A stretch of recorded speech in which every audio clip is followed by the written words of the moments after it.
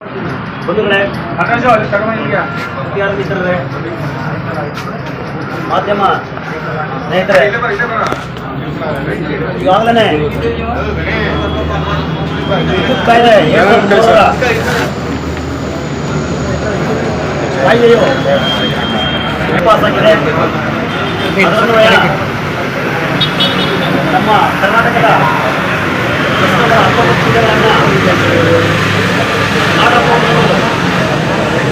ಒಳ್ಳೆಯವಾಗಿ ನೋಡೋದಕ್ಕೆ ಅನುಮತಿಯನ್ನು ತೆಗೆದುಕೊಂಡಿರ್ತಾರೆ. ಇದ್ರ ಬಗ್ಗೆ ಈಗಾಗಲೇ ದೈನಂದಿನ ದಿನಪತ್ರಿಕೆಗಳಲ್ಲಿ ಪ್ರಕಟವಾಗಿರ್ತದೆ. ಮತ್ತು ನಮ್ಮ ಎಸ್ಕಾಂಗಳು ಕೂಡ ಇಂಡಿವಿಜುವಲ್ ಆಗಿ ಅದನ್ನು ಪ್ರಕಟಣೆ ಮಾಡ್ತಿದ್ದಾರೆ. ಅದು ಸಂಬಂಧಪಟ್ಟಾಗೆ KSಗೆ ಏನಾದರೂ ಇದ್ರ ಬಗ್ಗೆ ಇದ್ದರೆ ಆಕ್ಷೇಪಗಳನ್ನು ಸಲ್ಲಿಸಬಹುದಂತ ಆಗಲೇ ಆಗಸ್ಟ್ 15 ಈ ತಿಂಗಳು 15ನೇ ತಾರೀಕು ಮಾಡಿದರೆ. ಈಗ 23 ತಾರೀಕು ಲಾಸ್ಟ್ ಡೇಟ್ ಇದೆಯಲ್ಲ. ನಾಳೆ ಆ ನೇತೃತ್ವದಿಂದ ಸಾರ್ವಜನಿಕ ಬಂಧುಗಳು, ಗುತ್ತಿಗೆದಾರ ಮಿತ್ರರು, ರೈತ ಬಾಂಧವರು ಮತ್ತು ನಮ್ಮ ನಿಗಮದ ನೌಕರರುಗಳು ಇದನ್ನು ಮನಗಂಡು ತಮ್ಮ ಆಕ್ಷೇಪಣೆಗಳನ್ನು ಸಲ್ಲಿಸಬೇಕು. ಈಗಾಗಲೇ ಕೂಡ ವೈಜ್ಞಾನಿಕ ಪತ್ರಿಕೆ ಬರ್ತಾ ಇದೆ. KSಗೆ ಆಕ್ಷೇಪಣೆ ಮಹಾಪೂರ್ವವನ್ನು ಬರ್ತಾ ಇದೆ.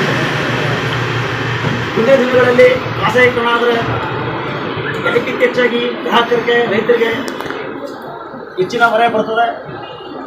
ಜೊತೆಯಲ್ಲಿ ಎಲ್ಲಕ್ಕಿಂತ ಹೆಚ್ಚಾಗಿ ವಿದ್ಯುತ್ ದರ ಏರಿಕೆ ಆಗ್ತದೆ.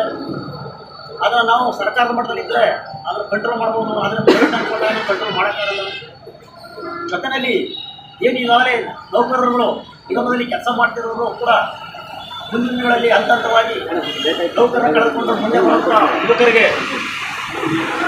ನೇಮಕಾತಿ ಇದ್ದೇನೆ ನಿರುದ್ಯೋಗ ಸಮಸ್ಯೆ ಉಂಟಾಗಬಹುದು. ಜೊತೆಯಲ್ಲಿ ಈಗಾಗಲೇ ರೈತರು ಕೂಡ ತಮ್ಮ ಬೆಳೆಗಳನ್ನು ಸಮರ್ಪಕವಾಗಿ 7 ಗಂಟೆ ಕೂಡ ವಿದ್ಯುತ್ತನ್ನು ಉಪಯೋಗಿಸಿಕೊಂಡು ಬೆಳೆಗಳ ಫಲದ ಎಲ್ಲರಿಗೂ ಅನ್ನಾಥ ಪುಣ್ಯ ಕೂಡ ತೊಂದರೆ ಆಗ್ತದೆ. ಈಗ ನಾವು ಕೂಡ ಎಚ್ಚೆತ್ಕೊಂಡು ಅದೆಲ್ಲರೂ ಕೂಡ ಕಂದಾಯ ಸಂಗ್ರಹಣೆಯನ್ನು ಉತ್ತಮಪಡಿಸಿ ಆಗುತ್ತದೆ. ಉತ್ತಮ ಮಾಧ್ಯಮಗಳನ್ನು ಬೆಳೆಸ್ಕೊಂಡ್ರೆ ಈ ಇಲಾಖೆಯನ್ನು ಉಳಿಸ್ಕೋಬೋದು ಅಂತ ನನ್ನ ಭಾವನೆ. ಎಲ್ಲರೂ ಕೂಡ ಕೈ ಜೋಡಿಸಿ ಏನಾದ್ರು KSK ಕಾಲದಲ್ಲಿ ಜನರೇಷನ್ ಕೊರತೆ ಆಗ್ತಿತ್ತು. ಬಟ್ ಈಗ ನಾವೆಲ್ಲ ಸೋಲಾರ್ ಅಳವಡಿಸಿ KSKನಲ್ಲೂ ಕೂಡ ಸಮರ್ಪಕವಾಗಿ ವಿದ್ಯುತ್ನ ಸರಬರಾಜು ನೀಡ್ತಾ ಇದ್ದೀವಿ. ಡಿಸ್ಟ್ರಿಬ್ಯೂಷನಲ್ಲೂ ಕೂಡ TPTCL ಅಲ್ಲಲ್ಲಿ ಸ್ಟೇಷನ್ಗಳನ್ನ ನಿರ್ವಹಣೆ ಹೊಸದಾಗಿ ಸ್ಥಾಪಿಸಿ ಅದು ವೋಲ್ಟೇಜ್ ಸಮಸ್ಯೆ ಇರ್ಬೋದು, ಹೆಚ್ಚುವರಿ ಹೊರೆ ಇರ್ಬೋದು, ಇದಕ್ಕೆಲ್ಲ ಪರಿಹಾರಗಳೆಲ್ಲ ಕಂಡುಕೊಂಡಿದ್ದೀವಿ. ಮತ್ತು ಡಿಸ್ಟ್ರಿಬ್ಯೂಷನಲ್ಲೂ ಕೂಡ ನಾವು ಕನ್ಸ್ಯೂಮರ್ಸ್ಗೆ ನಮ್ಮಲ್ಲಿ ಹೆವಿ ಟ್ರಾನ್ಸ್ಫಾರ್ಮರ್ಸ್ ಆಗ್ಬೋದು, IT ಲೈನ್ ಆಗ್ಬೋದು, HT ಲೈನ್ ಆಗ್ಬೋದು, ಸಾಕಷ್ಟು ಸುಧಾರಣೆಗಳ ಕಾರ್ಯಗಳನ್ನ ಮಾಡಿ ಮೆಕ್ಯಾನಿಕಲ್ ಮೀಟ್ರ್ ಹಂತದಿಂದ ಸ್ಮಾರ್ಟ್ ಮೀಟ್ರ್ವರೆಗೂ ನಾವು ಅಭಿವೃದ್ಧಿನ ಹೊಂದಿದ್ದೀವಿ. ಸೊ ಈ ಹಂತದಲ್ಲಿ ನಾವು ಇದನ್ನು ಪ್ರೈವೇಟೈಸೇಷನ್ ಅಥವಾ ಖಾಸಗಿಯವರಿಗೆ ಎಂಟ್ರಿ ಕೊಟ್ಟು ಅಂತಂದರೆ ನಾವು ಇದುವರೆಗೂ ಇಲಾಖೆ ಹಂತ ಹಂತವಾಗಿ ಏನು ಶ್ರಮಪಟ್ಟು ಅಭಿವೃದ್ಧಿ ಪಡಿಸಿದೆಯೋ ಇದೆಲ್ಲವೂ ವ್ಯರ್ಥ ಆಗುತ್ತೆ. ಸೊ ಈ ಹಂತದಲ್ಲಿ ಏನೀಗ ಟಾಟಾ ಪವರ್ಗೆ ಪ್ಯಾರಲಲ್ ಡಿಸ್ಟ್ರಿಬ್ಯೂಷನ್ಗೆ ಅಂತ ಅರ್ಜಿ ಸಲ್ಲಿಸಿದ್ದಾರೆ. ಇದಕ್ಕೆ ನಾವು ಅಪೋಸ್ ಮಾಡ್ತಾ ಇರುವಂಥ ನಮ್ಮ ಎಲ್ಲ ಸಂಘ ಸಂಸ್ಥೆಗಳು ಮತ್ತು ಸಂಘ ಸಂಸ್ಥೆಗಳ ಒಕ್ಕೂಟಕ್ಕೆ ನಾವು ಬೆಂಬಲ ನೀಡೋಣ. ವಿದ್ಯುತ್ ಕ್ಷೇತ್ರ ಖಾಸಗೀಕರಣ ಆಗಿದಂಗೆ ನಾವೆಲ್ಲ ತಡೆಹಿಡಿಯುತ್ತಾ ನಿಟ್ಟಲ್ಲಿ ಎಲ್ಲರೂ ಸಪೋರ್ಟ್ ಮಾಡೋಣ ಅಂತ ಈ ಸಂದರ್ಭದಲ್ಲಿ ನಮಗೆ ಮಾತಾಡೋಕ್ಕೆ ಅವಕಾಶ ಕೊಡಬಹುದು ಸರ್. ಎಲ್ಲರಿಗೂ ತಿಳಿದಿರೋ ಹಾಗೆ ಇವತ್ತು ನಾವು ಇಲ್ಲಿ ಎಲ್ಲ ಒಗ್ಗಟ್ಟಾಗಿ ಸೇರಿದ್ದೀವಿ. ವಿಚಾರ ಏನಂದರೆ ಖಾಸಗೀಕರಣ ವಿರೋಧ. ಎಲ್ಲ ನಾವು ಜೊತೆಗೂಡಿ ಖಾಸಗೀಕರಣ ವಿರೋಧ ಮಾಡಬೇಕು.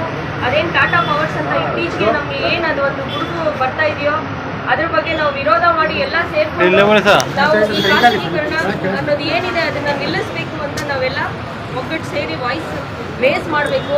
ಈಗ ಆಲ್ರೆಡಿ ಎಲ್ಲರಿಗೂ ಗೊತ್ತಾಗಿದೆ, ನಮ್ಮ ಗ್ರಾಹಕರಾಗಲಿ, ನಮ್ಮ ರೈತ ಬಂಧುಗಳಾಗಲಿ ಎಲ್ಲರೂ ಇದ್ರ ಬಗ್ಗೆ ವಿರೋಧ ತಿಳಿಸಿದ್ದಾರೆ. ಮೊನ್ನೆ ನಮ್ಮಲ್ಲೇ ಜನಸಂಪರ್ಕ ಸಭೆ ಆದಾಗೂ ಕೂಡ ಸಾಕಷ್ಟು ರೈತರು ಕೂಡ ಬಂದಿದ್ರು.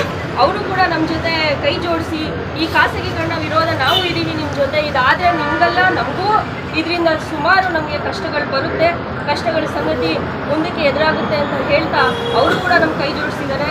ಹಾಗಾಗಿ ನಾವೆಲ್ಲ ಒಗ್ಗಟ್ಟಾಗಿ ಇದ್ರ ಬಗ್ಗೆ ವಿರೋಧ ಮಾಡೋಣ. ಇವತ್ತಲ್ಲ ನಾಳೆನೂ ಈ ಥರ ಏನಾದರೂ ವಿಚಾರಗಳು ಬಂದರೆ ಒಗ್ಗಟ್ಟು ನಾವು ತೋರಿಸ್ಕೊಂಡು ಪ್ರತಿಭಟನೆ ಮಾಡಬೇಕು ಅಂತ ಎಲ್ಲರಿಗೂ ಈ ಮುಖಾಂತರ ರಿಕ್ವೆಸ್ಟ್ ಮಾಡ್ಕೊಳ್ತಾ ಇದ್ದೀನಿ.